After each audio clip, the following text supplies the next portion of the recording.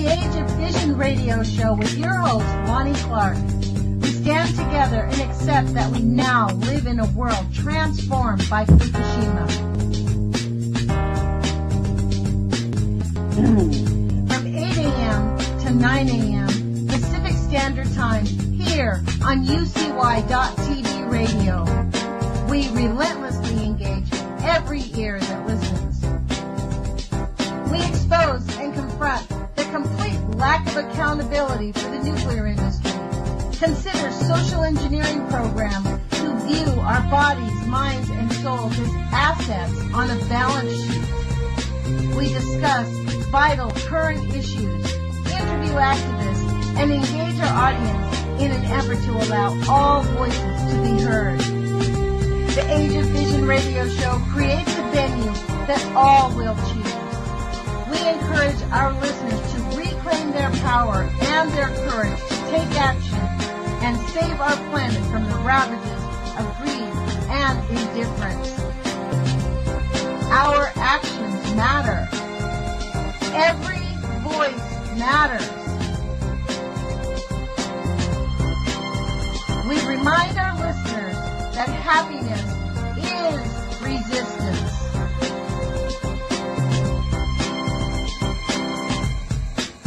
Love is greater than fear.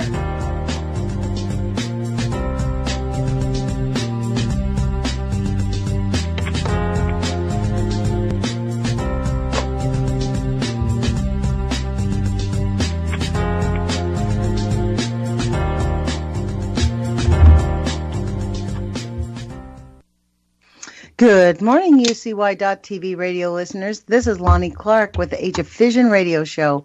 Today is March 20th, 2018. It is 8 o'clock in the morning here on the West Coast, and it is still gray outside, although we're hoping for a little bit of sun today. Thank you for joining us. I really want to thank KEPW out of Eugene, Oregon, who carries our station and our radio show, and Libby Halevi's show, Nuclear Hot Seat. So thanks so much. We really appreciate having our market expanded. And on that vein, I'd like to thank our listeners who actually share this radio show with your friends and family to help us grow.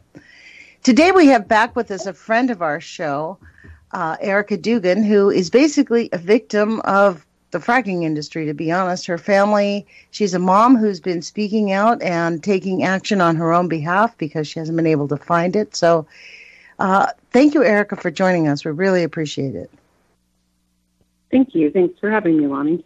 Yeah, so why don't you, for those listeners who may not have heard you before, can you give like a quick, brief synopsis of what brought us together, of the actions that have happened in your life that moved you from being a successful journalist, a successful woman and a mom, into being a person who's, has to really devote most of your time to taking care of your family and dealing with these medical issues and legal issues that you've been thrust into? Sure. Basically, we moved from the city of Tulsa to a suburb of Tulsa that had been growing in the past few years, and traded our lower-priced city home and our private school for a public school district that we were interested in, and because we as parents grew up in a public school district, and just the community feel that was more like what we had when we were growing up. And we even had a friend who we would live next door to that we grew up with, and their kids, and our kids would play together, play outside, use the sidewalks, use the ponds, and, ride our bikes. That's how we grew up, and we wanted that community for our children. And so we moved to it. And after we moved, our oldest daughter got very sick and couldn't get better. And then our son started having some illness tendencies that we were like, is he faking? Because he's trying to be like her. And we figured out, no, he wasn't. And we had a third child who was born having problems with illness and had over 20 pneumonias before age 2. And our doctors with us, our friends in the community, our next door neighbor who was a pediatrician, everyone, his family, were all like, what is going on?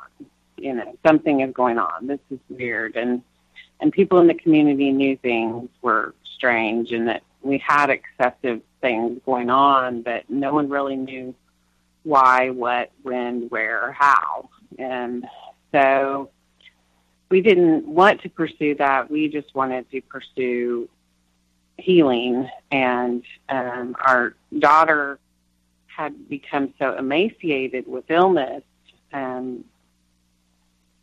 She was even, you know, accused of being anorexic, and she was only 8 years old, and she was an independent girl who didn't care about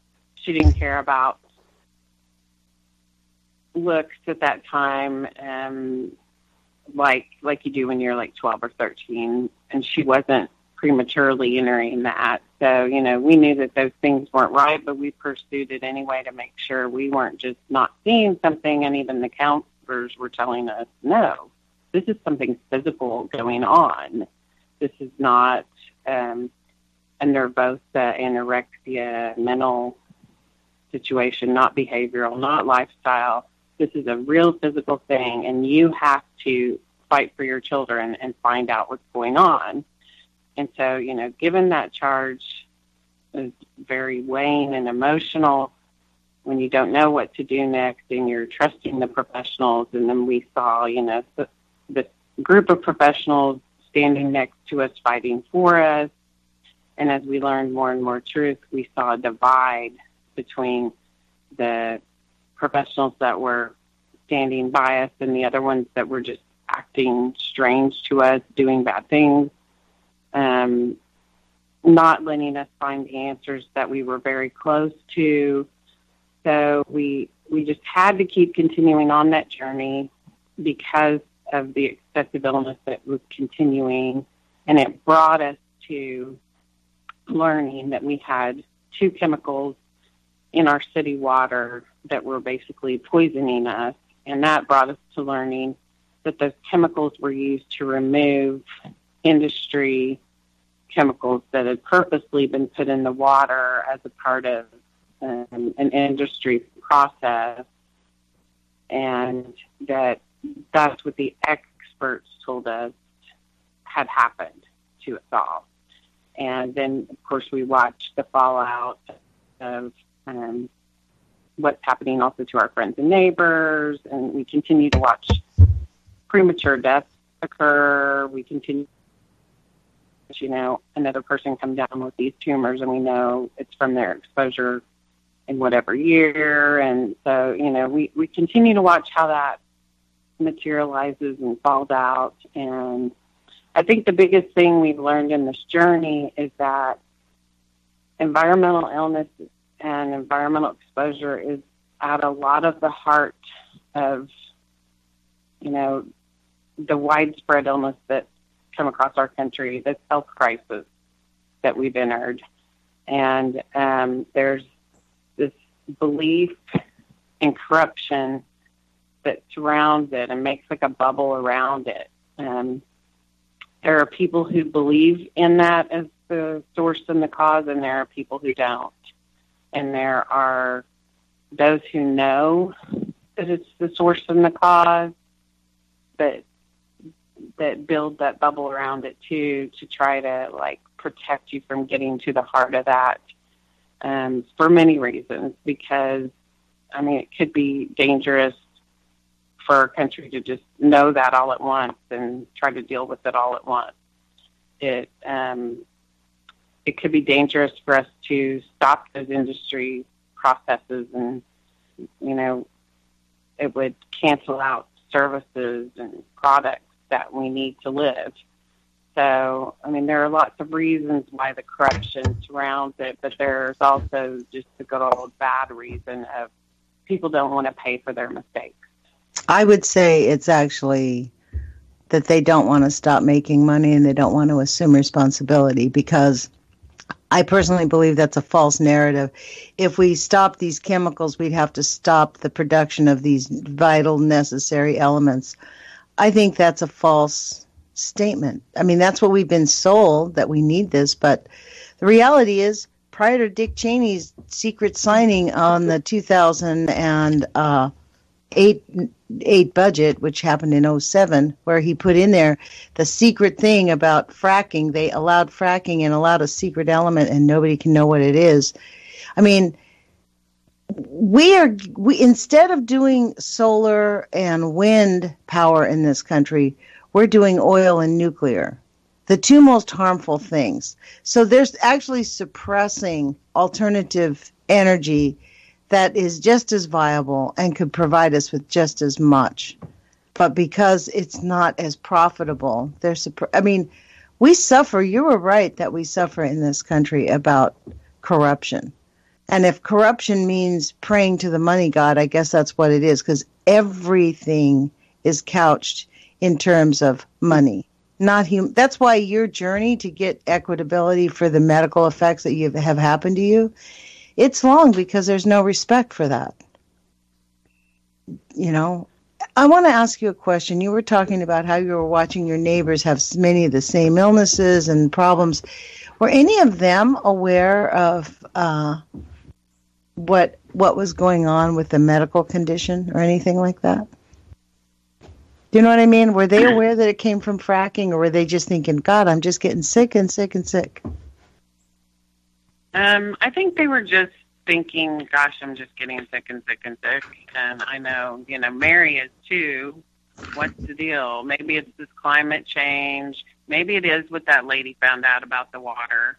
But, that's how it's referenced, is, what the lady found out about the water, not that the chemical was put into the water because there was industry processes in it and they purposely put the chemical in there and it got it too high a level. Not that they bought the water from another community, shipped it through the lines with the holes in it. That's not the narrative that makes it into the community. The narrative is, oh, everyone's sick. Oh, there's just a lot going on. Oh, and now the new narrative is the opioids have made everyone sick. Right. Don't you love that? That's the new narrative. But, it is really a good whipping boy. Blame the medical, although the medical industry has a good handle in helping all those people become addicted, because, again, it's the money god. Those doctors got paid bonuses for giving those prescriptions. Well, and a lot of people came in with autoimmune type things where they're basically their body's attacking its tissue. And what is it attacking that's in their body's tissue? We're not addressing that. And then they end up, why do they have it? We do know that chemical and nuclear pollution causes, one of the first things with nuclear pollution is autoimmune deficiency. That's one of the first things you see. And diabetes. And what do we have? An explosion of diabetes and autoimmune deficiencies. The same thing with the chemical industry. The chemical industry is just as horrendous as you are living through. I'm stunned that more people are not willing to stand up like you are. More of your... Well, and I think there is a level of being misled.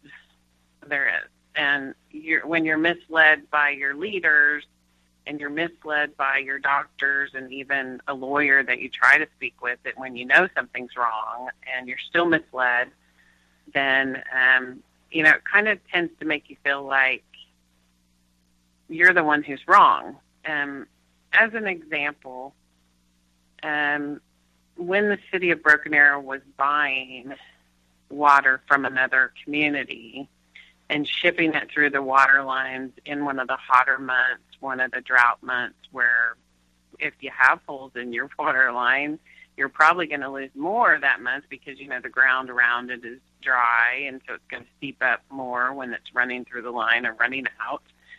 So basically those months, as I've been able to learn this whole story of really what was going on, I'm able to look back on that. At the time, they raised our water bills. We had, in our neighborhood, for example, we had generally been paying $150 to $200 a month in a summer month for your water bill if you're running your sprinklers, refilling a little bit of your pool, that kind of stuff. Yeah. That was generally your water bill in that summer month. Well, all of a sudden, everybody got their water bills that month, and it was like $480, Wow. $430, and we're all like, "What in the world? We don't just, Yeah. life is tough. Everybody doesn't have this." And people in smaller homes, even in a little bit more impoverished communities, were also getting, like, they gave it to everybody across the board, at least, I guess. But theirs were going from, $50 to $150.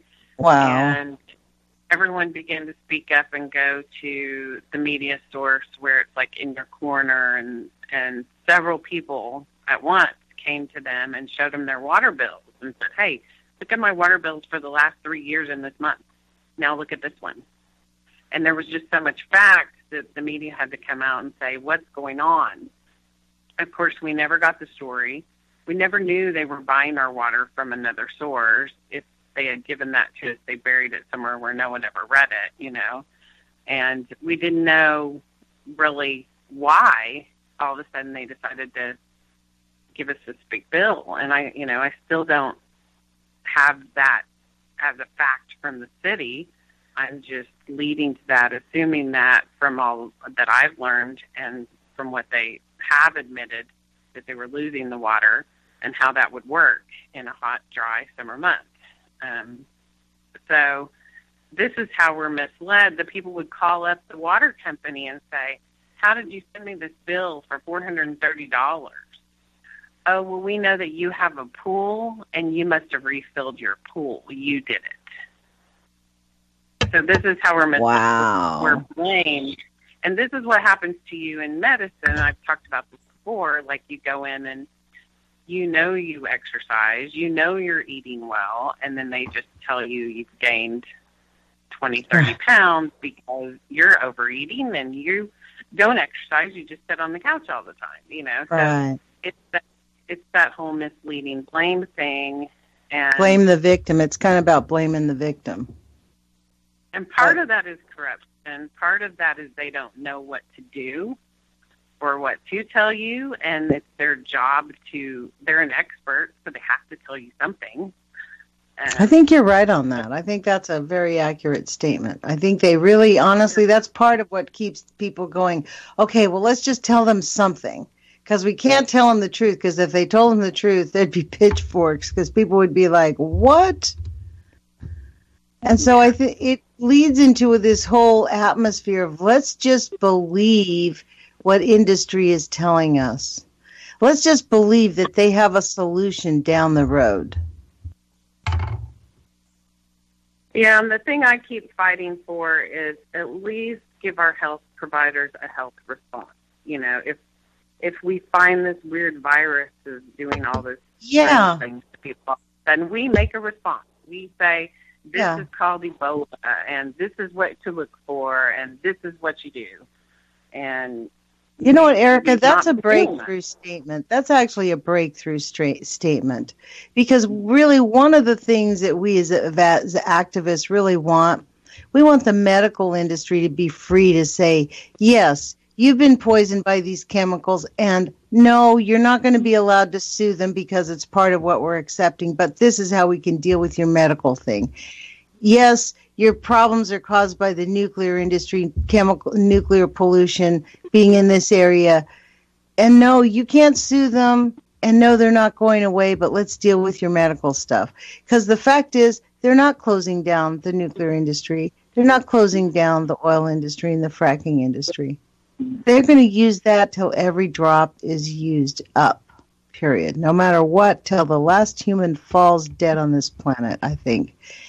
But I think that is an instrumental, a really succinct point to just say we want our doctors to be able to say the truth. How hard is that? Or give us a health response. If they can't say the truth because you can't 100% say it comes from this one or that one or blah blah, at least give them a health response so they know, so they can quit blaming us or quit blaming a new thing like the opiates that were given for the pain that are now the cause of it all. Like the pain was not the diagnosis. We're ignoring that still. The pain was a side effect. Right. Not being treated. Right, and a lot of it is like autoimmune deficiencies or female problems or, back issues or kidney. A lot of back pain is caused by kidney and internal organs. I mean, it's really, you're right about that. That's a very succinct point, because that's kind of what drove you into taking legal action, isn't it? Because you couldn't get medical stuff. Yeah, we had diagnosis. We know we have an immune deficiency, which we are not able to make certain cells from our bone marrow that can't fight off things that come into our body. And we have to have antibiotics. We don't qualify for that group of antibiotic-resistant people. If you don't give us antibiotics, you let a low level of infection stay in their body. And like in my 12-year-old child right now, they have done that to her. They have said, well, we're just not going to let her have antibiotics. Maybe it's her antibiotics that made her sick. Maybe the chemicals in the antibiotics are bad for her. No, that's not what my doctors have said. My doctors have said, we've diagnosed this. She is deficient in these certain areas of her immune system. She's not going to heal from that. It comes from her bone marrow. It's damaged. Her B cells are damaged, and now we have this other corrupt group, or the non-believers, as we'll call them in our little bubble, and they've come against the doctors who have dug in and found what's really wrong, and then they found we also have an autoimmune condition where, like, some of the chemicals and bad things that have gotten into the tissue, there's this other healthy part of our immune system that is trying to fight that bad that's in the tissue. So we've got, like, a couple of wars going on inside our one little body, one little child's body, where you're not making the things to get out the bad that you need to get out, and then you're making stupid things, basically, to go and attack the things that are in there. Our bodies are really wonderful and amazing, and they try to do, wonderful jobs, but when there's so much bad that's been brought into them, those jobs are, dangerous to our existence and even within our own body, and that's what our experts have told us. So, but then we've got these non-believers, these corrupt ones, and they want to penalize us for what we've found, and they've, basically done all kinds of horrific things to us. And in her instance, they've left her with this low level of infection, and you can see, like, I could show you a picture of her right now, how her neck has changed, how the bone inside the back of her head is swollen. I believe it's called like a mastoid infection. I don't know, that the bone that's in the back of her head has basically got infection in it now. And I'm still not able to get it treated until I can get through our court case. And then at that Are you point, guys able to go see an alternative care healer, like somebody who understands how to heal the body? Do you guys have access? Well, we don't have access to that through our insurance. Sometimes you can. But do you have one in your community? Because a lot of times when you find someone and you guys are without funds, and especially if it's a child, they'll often do it for like $5 a visit, $10 a visit if you can't afford it. I'm just going to put that out there for you. I don't know. I mean, I personally, as we've spoken many times, do not believe that the AMA understands health and healing. They're not out to cure. They're out to treat. And so I think we need, there is a coalition for alternative healing that the government there's a panel being formed inside the government that's saying, hey, we need to start to be able to pay for chiropractics and things that actually, because they are getting just as good results as the AMA, if not better. And in this instance, with autoimmune deficiencies, I'm going to tell you there are some things that if you found someone. I mean, I'm just putting it out there. I know I was very hesitant to start in the alternative healing myself when I first was introduced to it. I thought it was mostly quackery.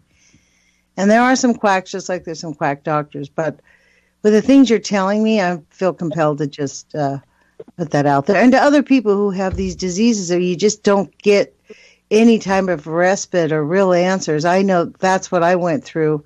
I was 37, and they wanted to put me on Prozac because they couldn't figure out why I was having these things that was wrong with me. I should have been healthy, and I wasn't. And they wanted to put me on Prozac to calm me down, and I actually got healed. Yes, I had really early onset arthritis. My hands were so, like, my left arm, I could barely raise it when I was a young woman. Between 30 and 37, I did everything with my right arm. I was really strong and I could lift with my left arm, but I could not lift it above my shoulder. I mean, I couldn't raise my arms above my head. I was like older. It was really bizarre, and it was only in a few spots of my body, and the rest of me was perfectly fine. So, well, I can tell you when we saw the first few rounds of specialists with our oldest daughter, and we saw that she still couldn't eat. And what we did later find out from that, just to kind of update you, is she had a pneumonia. Wow. That wasn't being treated. Wow. And she just was left to live with it because she didn't have the fevers and the... Right. That's what happens with pneumonia. The classic presentation. Sneaky. Yeah. Yeah. It didn't have the classic presentation that they like to see. She didn't meet the protocols, so she had to go on, living that way with it for a while, and we had to figure out how to keep her eating. And someone brought us to... Did she megadose vitamin C? Did she megadose vitamin C? No, that was way before you understood about that. Because you can get well from pneumonia by megadosing vitamin C. It's a weird thing. At that time, we didn't know that. So she just had to live for weeks, 2 to 3 weeks, knowing that she had it. Just rest. No, we didn't know. She had been in the hospital, and they gave her fluids. They gave her a feeding tube, and they sent her home. And they never found it. And we struggled to feed her for months. And the school worked with us. She had a wonderful teacher at the time who they worked really well with us, and we just kept trying to keep her functioning because she wanted to keep functioning. And we basically, in our state, you cannot be licensed as a naturopath in our state. And some families who were very concerned about what they were seeing physically change in her, that she was losing muscle, that she was just emaciating, and they knew it wasn't anything we were doing to her. They stepped up and told us about this naturopath that was in a south part of our town that had been licensed. She was licensed in another state, and she had a couple of alternative care providers with her, and we took our daughter to them, and they did this test on her hand with like a metal wand, and we were really like, wow, this is really strange. And they came up with this test that showed what organs and what systems in her body were feeling the stress of what was going on with her body. And they gave us that report, and we're just like, okay, now what do we do with this? But it did kind of make our doctors start looking again and realize that we were going to keep fighting for an answer, so they had to find an answer. So in our community, when you go to someone like that, it just puts pressure on the system. But I can tell you that one test cost me $400. Wow. And that's, in Oklahoma, our income is less than other states. That's a lot of money for an average person. That's a lot of money, I think, across the states for one test from a naturopath. I mean, that's pretty... And you know why? Because there's nobody in your state. If you guys had competition, the fees would be much less. Right, and so no one's really allowed to go to these providers, but they go, and they have to pay a lot because these providers don't have money from the insurance pool. So you're right. I mean, there is something with that, and I've noticed our chiropractors have fought for that a little bit more, but here, even going to the chiropractors kind of become, a little bit of, there's, bad patient belief on that too, because the same thing's happening with the chiropractor that's been happening to our doctors, where the insurance dictates what you can or cannot do. And so even a chiropractor's like, all my patients can have this many appointments, and this is what we do. It's just put everybody in the box, and no one is a box. We all have different cells. When you've been poisoned, it manifests differently, even in your own home with people who are related who have similar genetics. Everybody. That's why we need universal health care. That's why we need universal health. We need Medicare for all, period. And if you want to pay for your better insurance, go for it. But we need Medicare for all so that we just can go to that's what this coalition, what was the name of it? I had the website up, actually. Let me go to it. But if there's a coalition, you can call your congressman. In fact, I would encourage everyone to go. We were talking about this yesterday. It's called homeopathychoice.org, and she has 2 letters there asking her doctor, ask your senators to sign on to defund this effort, because they're attempting to make alternative care illegal, essentially. They want to take away homeopathy. They want to put on they're trying to get language through that says the FDA should only approve of known methods. So who approves of those known methods? We've had a whole standard since the early 60s, and they want to just completely change it and make it much more arbitrary, is essentially what's happened. So homeopathychoice.org, you just click on, find your senator, find your congressman, send them a letter. But it's that same thing. Like in your state, it's almost impossible for you to find good alternative care that will heal you without pharmaceutical drugs or medical intervention where you have to go to a hospital and get surgery or any of that stuff. There are solutions. Well, yeah, for instance, I had to have a thyroidectomy, and where they remove your thyroid. And your thyroid makes hormones for your body, and that make it function, that make your cells function. So you have to replace those hormones if you're going to have to lose that organ. That's right. And basically I followed, it was very scary for me to go through that. I didn't know anybody who had ever been through that. So I found this support group on Facebook that it's a thyroidectomy group. And I followed them, and it was really this wonderful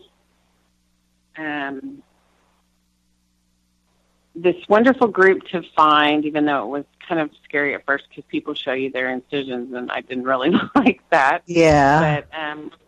But I came to learn that all of that seems weird is really wonderful when you're going through that, because it gave me access to people all over the U.S. Even some of them were in Canada. Now there's some on there that are in other countries. Mm. And we talk about, what's working for us, what's happening to us, if they know why this is happening, because our doctor doesn't know. Does anybody when did you have to have your thyroid out? What year was that? That was 2014. Right. So you want me to tell you what my response to that is? It's Fukushima. We got bombarded in 2011 with very high levels of cesium. I think it's cesium-137 goes right to your thyroid. Oh, iodine, one of those things that came directly from Fukushima. They told us, and when I first got engaged in this in 2012, doctors were saying in 2013, 15 through 15, we would see women and children with having to get that. It would be very interesting if you guys could get a plot chart going just with when did you discover your illness? At what year? And I can guarantee you in your little group, your plot chart would be between 2011 and 2015 mostly. It would be stunning to see what would happen. This is where the nuclear deniers, just like, how we could, it's so far-fetched to believe, but it's probably true. Because honestly, you were set up because you were living in a weaker environment anyways, with all the chemicals that had been depleting your system and your immune system. And you got hit with high levels. I mean, the radioactive plume that came across the United States the first 2 weeks after Fukushima was stunningly strong, way stronger than what we got hit with Chernobyl. Way, way, way stronger. And we didn't feel it, taste it, or heal it. That was the initial plume. And then it just spewed out. I mean, they built covers around those buildings to keep them from spewing out, but it took about 2.5 years. So, anyways, that's just a little question. It'd be interesting if you could put up a plot chart on that group and see what would happen. Guarantee it would be right. Yeah, and the civil action book and movie, do you remember that? And that's basically how they lost, is all this group of lawyers just kept bringing up, there's these other chemicals that you could have been exposed to. There's this thing that happened that you could have been exposed to. And that's how they lost. I mean, it was a little more complex than that, but that's how they lost, and those families went on to just lose their children. They were, fighting, hoping for their medical, and they ended up losing their children. So, and that was in Woburn, Massachusetts. That's a real story. But what that is actually is called multiple chemical sensitivity. So you were exposed by the high levels that you can prove from, say, your water source the first time. And then, like you're saying, then this wave of something comes through, and it maybe wouldn't have naturally bothered you so much, or made you just think you had, a little cold or something. But since you have that exposure from before, you become sensitive and have this multiple chemical sensitivity, where other things that, it's how my allergy doctor explained many, many years ago to me. You have a cup, and something keeps filling your cup up, and at one point your cup just runs over with the bad things, not, the good things. And when your cup gets so full, it just keeps pouring out the top, and that's what's happened. Is, you had this big thing that happened that exposed you that is worthy of a lawsuit and was negligent and was a bad thing, because prior to that, you weren't so sensitive to all these things. And so that's kind of the difference in how you have a legal action versus how you're just the average person. If that kind of helps you to understand how those things fall into order.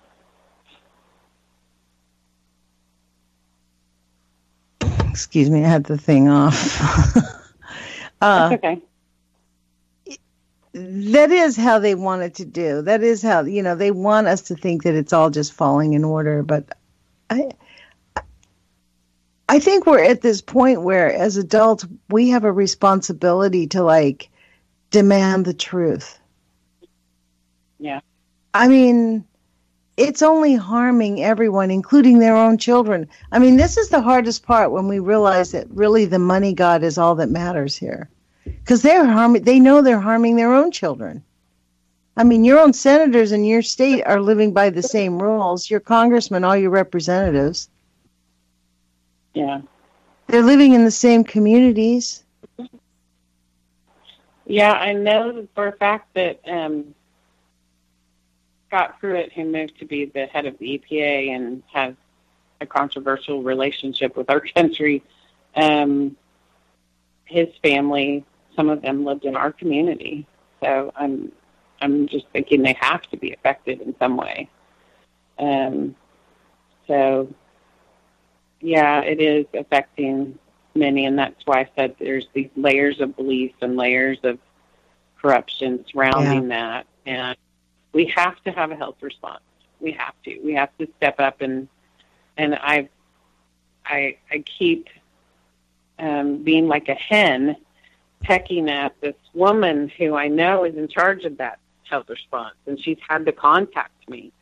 and she hasn't been able to do her job. And I just keep, every time something flares up again with our community, I email her.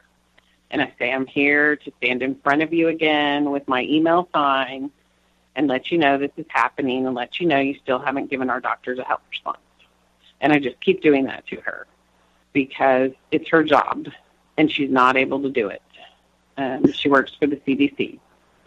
And so why has she said she can't do it? Yes. She wants to do it. She's done some things that she's been able to find loopholes so that she can do, I believe.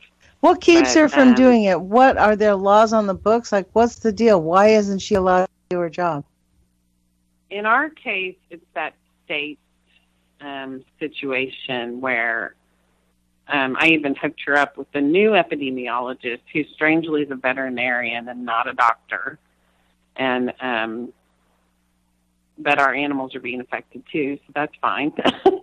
But hooked her up with the epidemiologist, and they wouldn't let her move forward, basically, is my understanding. And so it's the state. And she says that the states have to do it. The states have to let us do it. Mm-hmm. So it's my state. And my state. And who with the state? But so is it the medical board that won't let her do it? The state medical board? No, it's the health department. That's who it is. And so who runs that health department? Have you guys asked the health department why they don't allow it? Governor Mary Fallon, one of the defendants in our lawsuit. Governor Mary Fallon. It's similar to the governor. One of the defendants in your lawsuit. Okay, then. I mean, you know that this is an intentional disregard for human health and life. For real. Yeah, that's kind of essential. They don't care. This is my point here. This is an underlying theme across the board with these hyper-technologists. Is like with all these people that want fracking, oil, nuclear, the big pharma, the big food supply people, the healthcare for profit, they view death as worth the risk.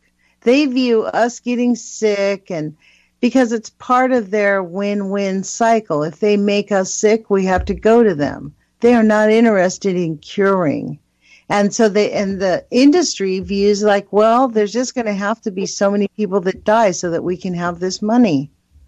If we want to have a prosperous society, people at the bottom, there's some people, and yes, some people in the middle, you know, these medical procedures aren't exactly right, and the health risks to our communities are worth the money. I think that then the military call that collateral damage. Yeah. It's collateral damage. I think it's beyond collateral damage. It's much larger than that now. It used to be collateral damage, and now it's more widespread, and it's a problem. Well, it's like the opioid crisis, right? They're blaming how many times have we heard about the opioid crisis, and not one about the autoimmune deficiencies and the cancers and childhood cancer being the number one killer of children, childhood cancer in this country. People are not jumping up and down saying, why is that? And it's because of the chemicals and the nuclear pollution all over our country. Well, and it's because when you're living with that and you're sick from it, your children are sick from it, your family members are sick from it, you're too exhausted to take that fight on too. That's true. And they know that. This is the win-win for them. This is the serious deal. They spend a little bit of propaganda money. They get people all twisted in knots fighting over one thing or another while they're, rushing off to the bank. To be honest, it is just such a shakedown of what I consider to be the American spirit. In my view, Americans are pretty naive. They're pretty trustworthy in lots of ways. You know what I mean? Like, they're willing to go the extra line for people. And yet at the same time, they go that extra line to put blinders on themselves. I saw a pie chart this morning that said we are now spending 57% of our budget on the military, the whole budget.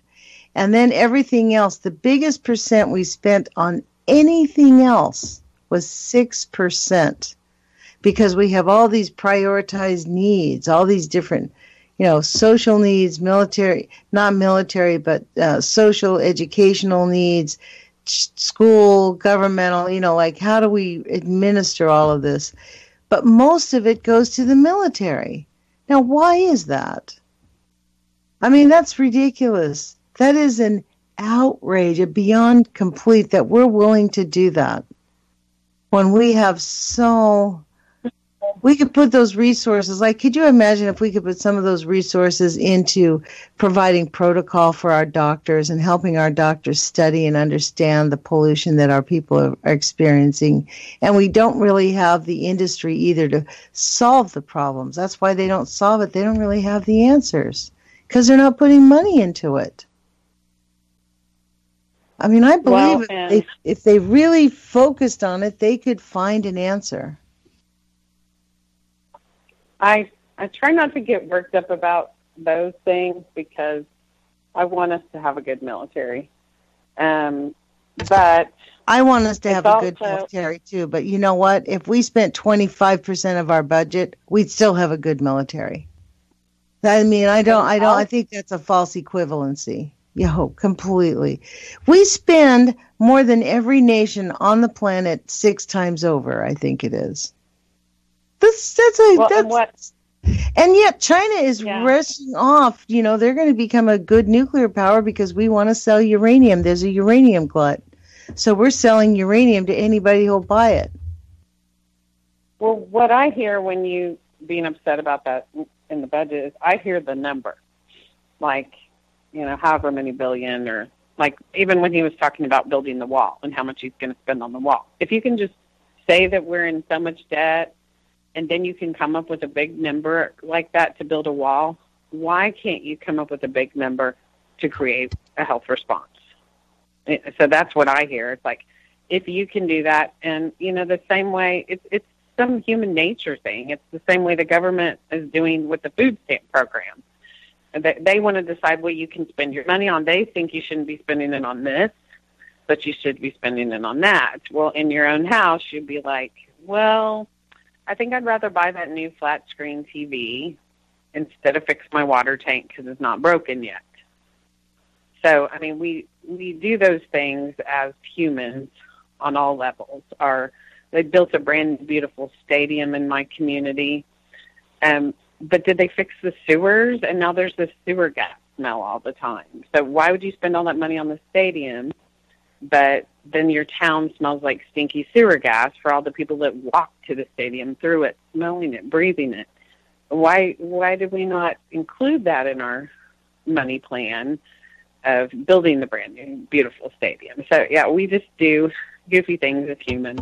Well, the difference is how it's funded, probably. That's how, because one requires government funding and allocation. Like, our infrastructure, we've been talking about our failing infrastructure for over 10 years, and Congress refuses to pass a budget on it because people want to keep it as a public works and they want to privatize it, whereas the stadium that you built is a privatized stadium. So private money got to make a profit off of it. And that, again, it's the money god. So what they're doing is... The public works still has a sewer, is what you're saying, right?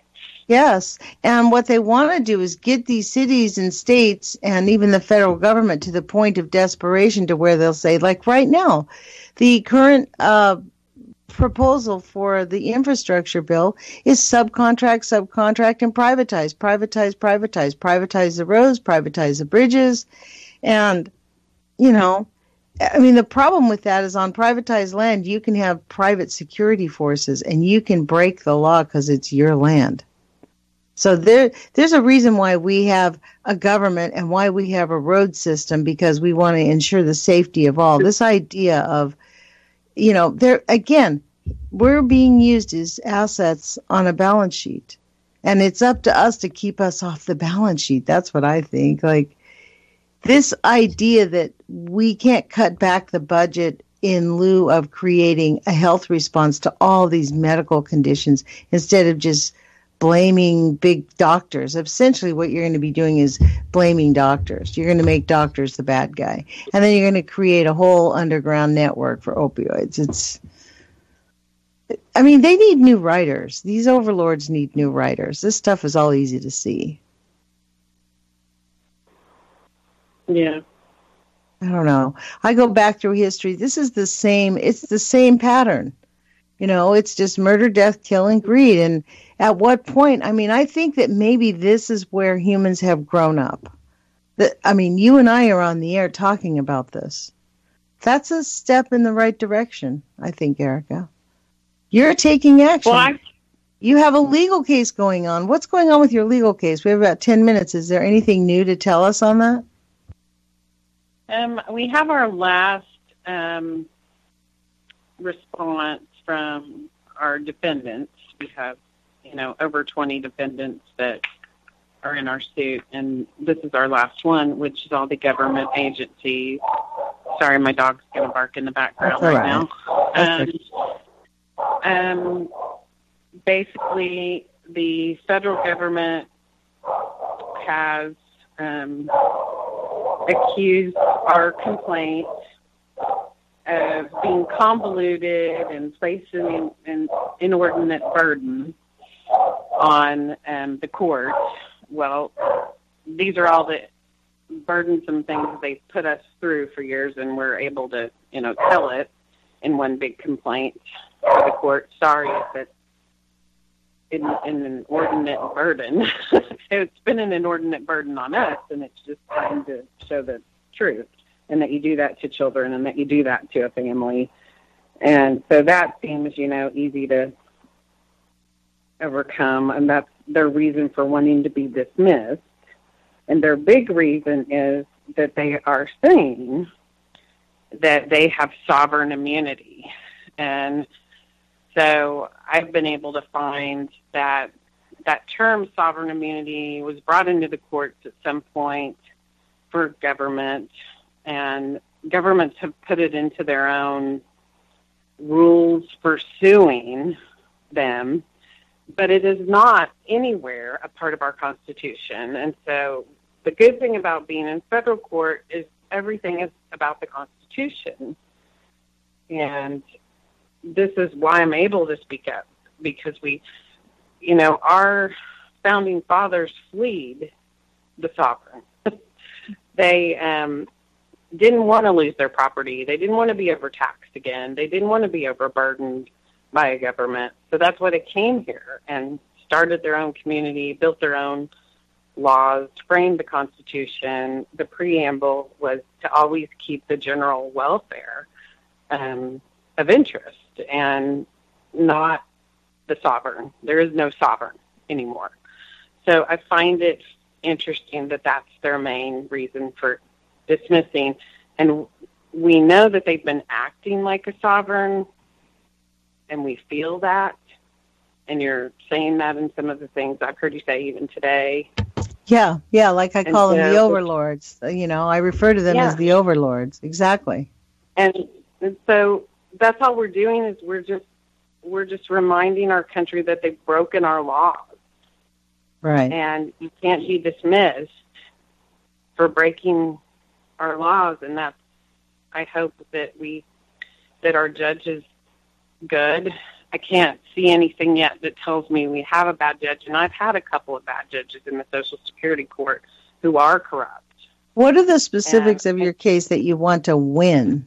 Like, if you won, what would be the net result? At this point, we have asked for financial relief because we need it, and we want to be in control of our own pot of money to pay for our own care, because that's what's hindering us is the insurance going, ha, ha, ha, we know you need that, but too bad. We're not going to let you have it because we're not going to pay your provider, and you can't even afford to pay your provider anymore. And we've made it so that your career and your work status is so that you will not be able to pay your provider out of your pocket even. So we want to be able to get through that and have our own.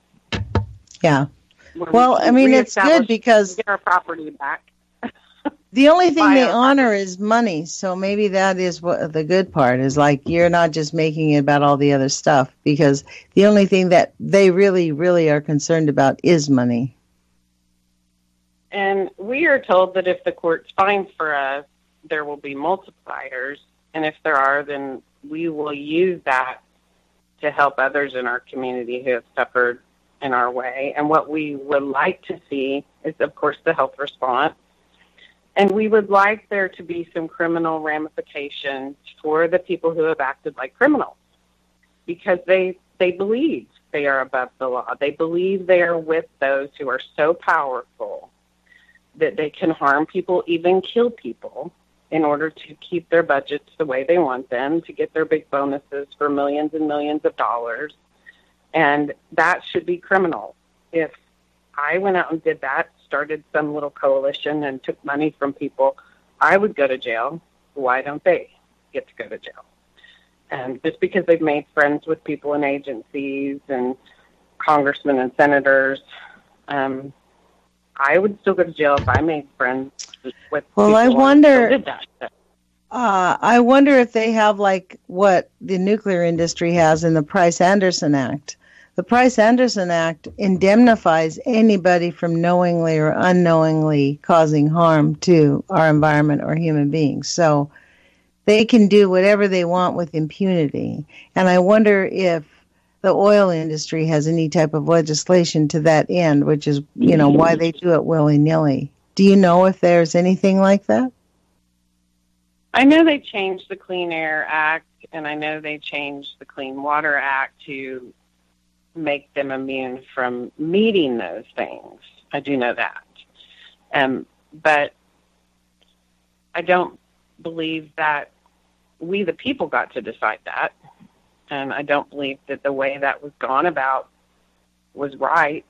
But I don't think we get to just make exemptions for certain people. I know we haven't gotten those exemptions, so. Well, I can't wait to have you back on again. How much longer till your case goes to court, or what's the trajectory of what you guys have to do now? Right now, this is the last piece that's in our court, and when it's finished, then the judge gets to decide. I've been told we would be moving to scheduling conference is what would be the next step. So unless the judge is able to rule, I would hope that the judge would give us some sort of proposal, like in the Aaron Brockovich case, because I see them gearing up. I see them bringing in all these pro-hack bites. Do you know what that is? It's basically a lawyer from another state who doesn't have rights in your state, that they're going to allow them to help the parties that are in our state to fight you. And I get several of those in the mail that, they're bringing more pro-hack vices on. From you know what, Erika, we have to stop. We've got 30 seconds left. I want to thank you for joining us. You've been listening to Erika Dugan, a mom and an activist. And really, what's the little town that you're from? Broken Arrow, Oklahoma. But I'm a Tulsan all my life, from Tulsa.